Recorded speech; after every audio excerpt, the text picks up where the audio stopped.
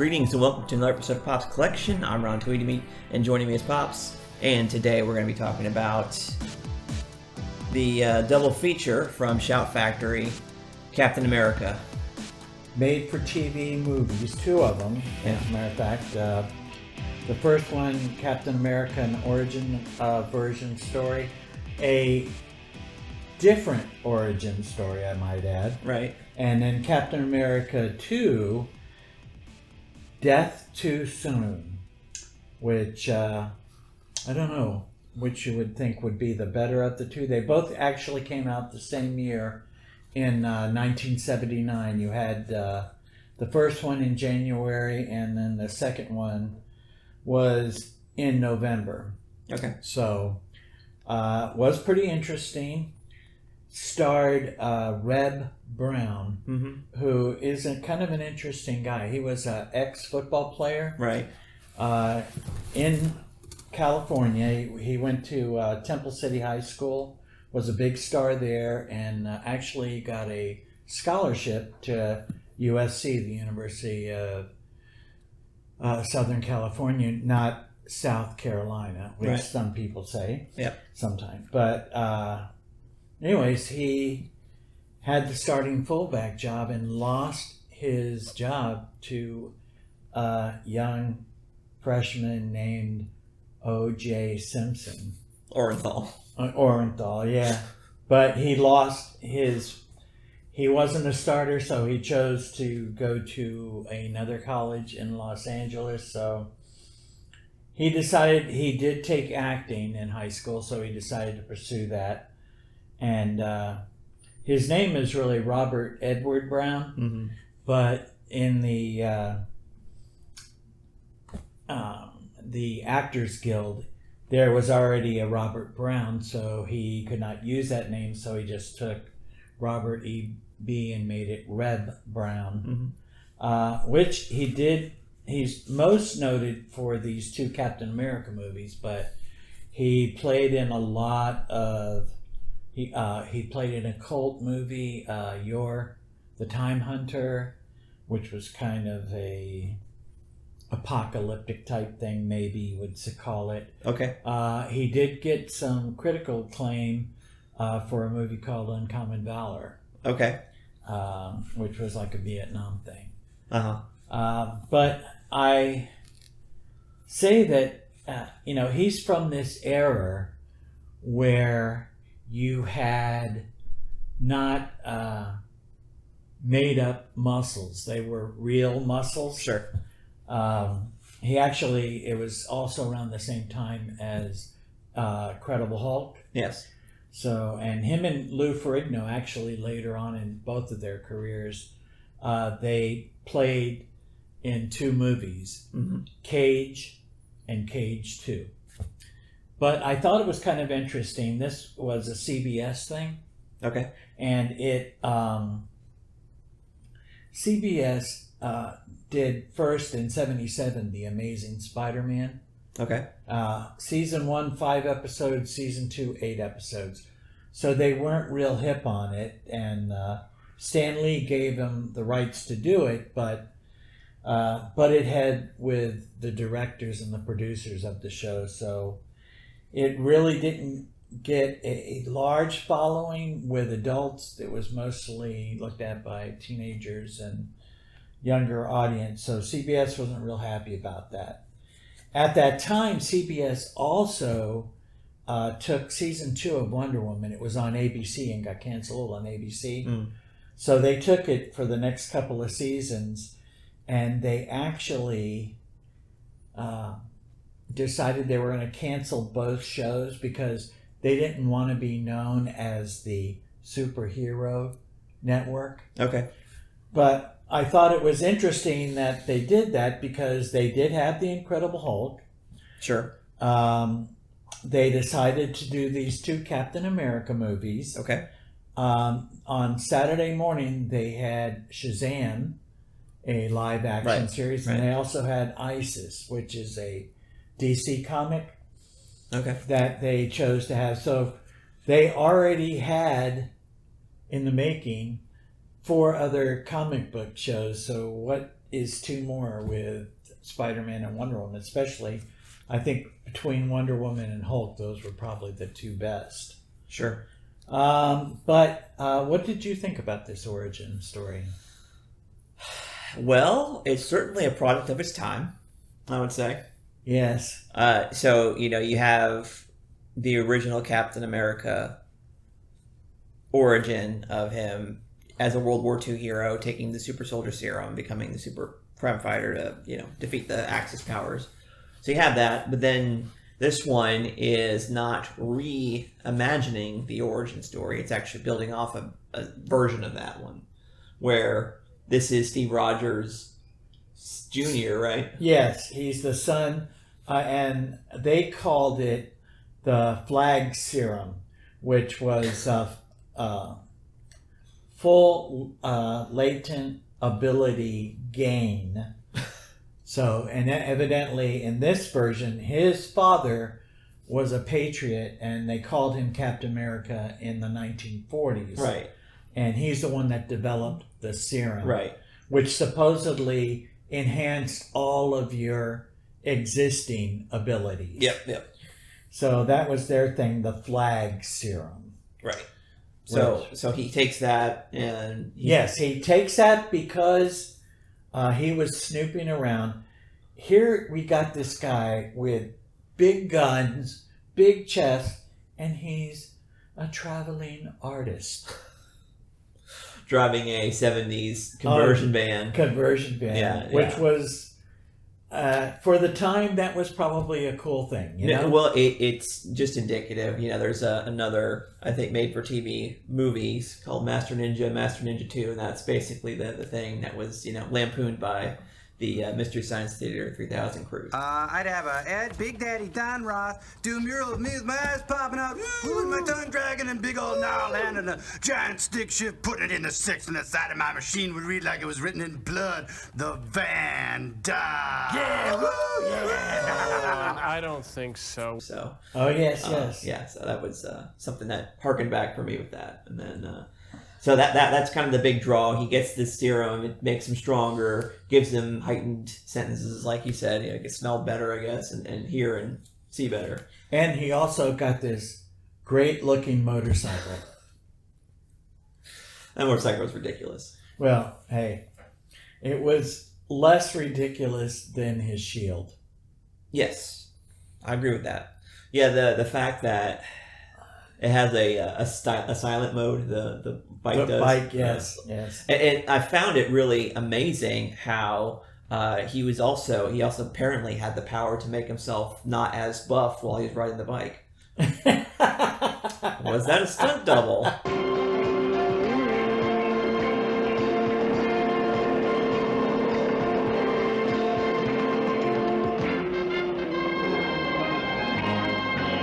Duh! Well, look, it was a made-for-TV movie. They had a budget of $150,000. Okay. So compare that to what the budget was for Endgame. Right.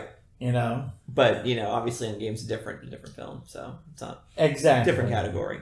Right, and also newer where things cost more. But sure. I have to say that with the budget that they had, they did a pretty decent job. Yeah.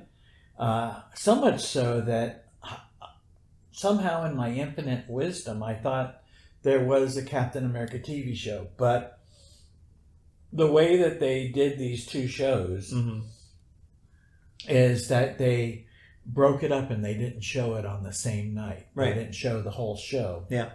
So it's almost like a mini-series format. Yes, almost like that. For the first one especially, I think they broke it up into 3 episodes, and whereas the second movie, which had more of a story to it, was only a 2-nighter. Mm-hmm.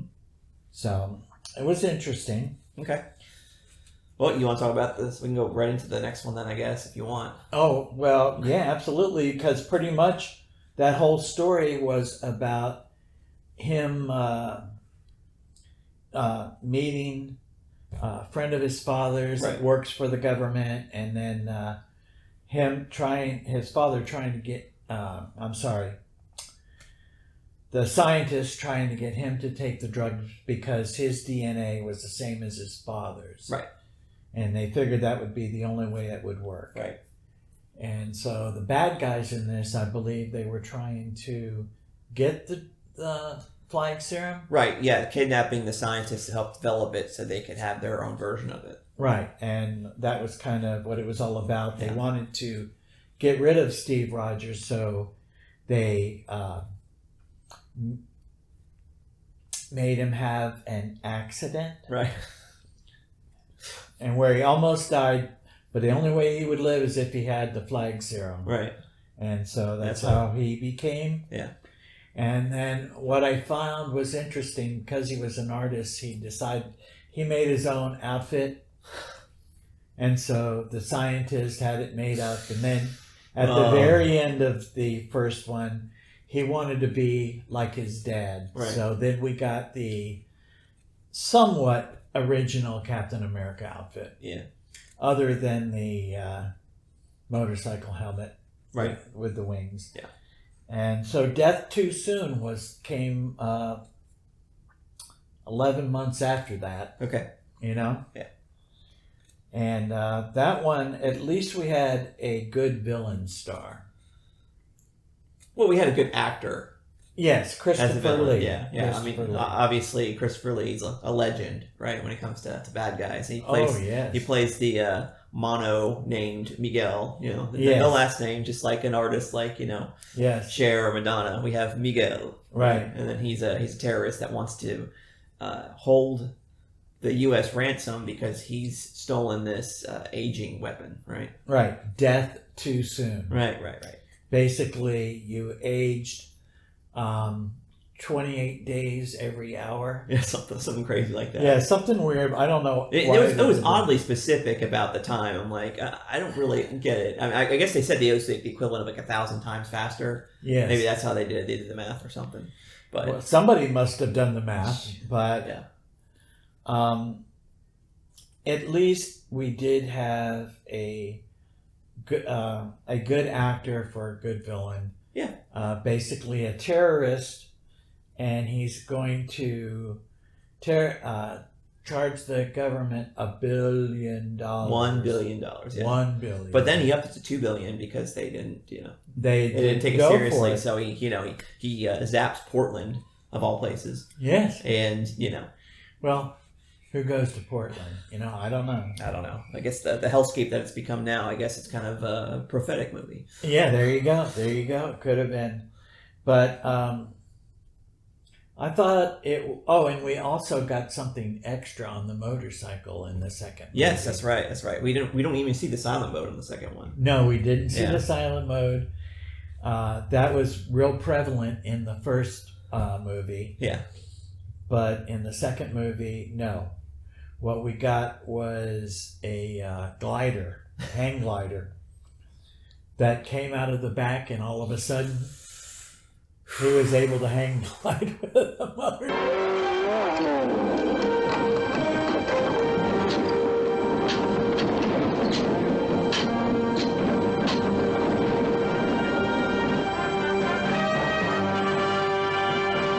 Yeah, that was insane. But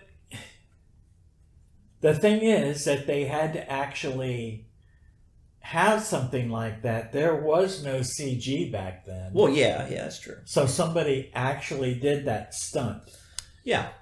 which... Yeah, I mean, you could say, like, if you wanted to, use a modern day comparison, I think of Winter Soldier and Steve Rogers, jumping over the helicopter with the motorcycle. That would be kind of Yes. Which he could have done that too. Well, the thing that bothered me about that... Just one thing bothered you about that? Hey, you know me. I watched it for entertainment value. Yeah. So Yeah. it is what it is. Yeah. And for that era, Mm-hmm. it was what it was. Okay. But when he was being chased by all the Jeeps, Uh-huh.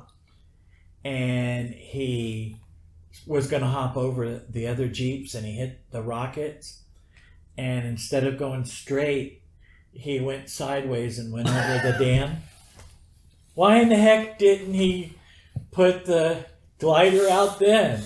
Really? Oh, that was... No, let's just go over and go in the water.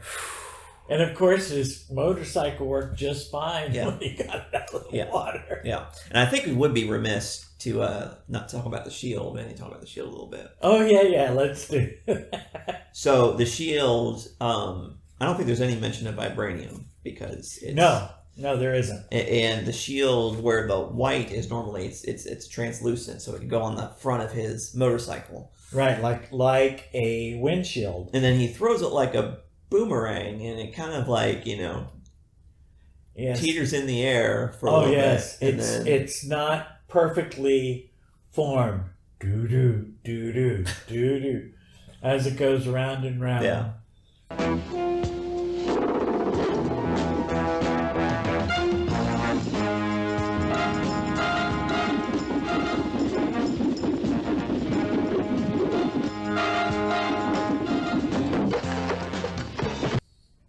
And I thought it interesting that he actually hit people with it. That I'm thinking, as slow as that went, anybody that saw it coming would just like, oh, let me move out of the way of that. You know, it's ridiculous. As compared to the vibranium shield that, especially in Falcon Winter Soldier, that thing was so fast. Yeah. That it really made a difference. But again, 1979, so sure. What can you expect? Really? I don't know. It's 2 years after Star Wars. They could have adapted some of the special effects there, right?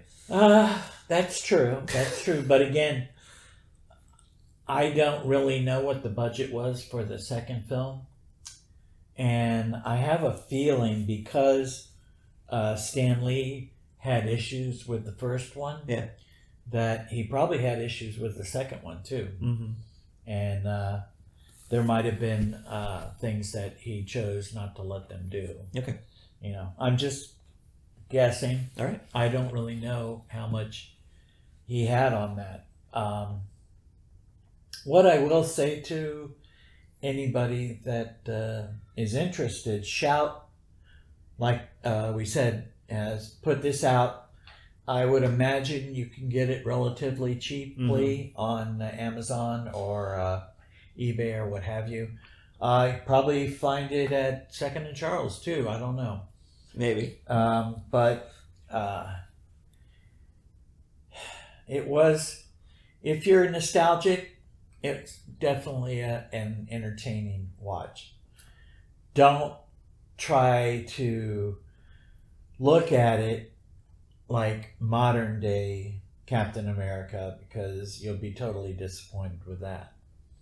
Right. Don't you think? Right. Well, it's the schlocky, that kind of movie, made for TV movie of that era. Like I said, it's a product of its time. Right, and I don't think that they really did shows on TV back then that had like a TV 14 rating. Or, I don't know. Everything was relatively... the rating system didn't come in until the 90s. So. Right, so, I mean, I don't know. Most of the stuff that I remember watching there was pretty wholesome. Mm-hmm. Yeah. That is something in its favor, I think. Yeah, you can watch it with the family. Yes, no question about it. Yeah. And no blood, no gore. There's a little bit of blood when he gets his shirt ripped up and everything to get in the fight with those goons. Like a bloody nose. Bloody lip. Yeah. Whatever. Yeah, that's true. That's only in the second one. I don't remember. He got in a accident in the first movie, and I don't remember seeing any blood. He walks away, no problem. His shirt's ripped a little bit. Oh. Yeah. Well, hey. All right. That's the way it is. Okay. So, if you were to objectively give this a rating, how would you objectively give this a rating? Taking it for what it is and for the time that it was. I mean, it's fine. I think it's like, I think you could give it a 5, If you compared it to... It's average. It's average. If you compared it to, like, The Incredible Hulk. Right. Yeah, I actually say it's a little bit better than Incredible Hulk, only because the runtime is shorter, I think. It seems shorter, at least. Okay. So I would go with that. It's definitely it's one of those level of ridiculous that, there is a bit of entertainment to it. So that's what I'd say. It's a 5. Yes. The conversion van alone is worth the laugh. Definitely. Yeah. But if you're my age, then that was normal back then, you know, so. Right. I'm going to say that it's a little better than average. I'm going to give it a 5.5, so. That is a little better. Yeah, very little better. Yeah. But definitely entertaining and definitely worth the watch. So, if you can find it on a TV station, go for it. I doubt that they would have it. It might even be on YouTube. Nobody really cares enough about it. Could be. So. That's true. I'm not sure as far as the time frame if it's in eminent domain. So I'm not positive about that. But definitely go for it, and you will get a laugh, I promise. Yep. All right. Good. Well, thank you all for joining us for our episode of Pop's Collection. Don't forget to like and subscribe to our podcast. Leave us a review on iTunes and like us on Facebook. So we'll see you next week. Goodbye. God bless. Goodbye. God bless, and tell your friends.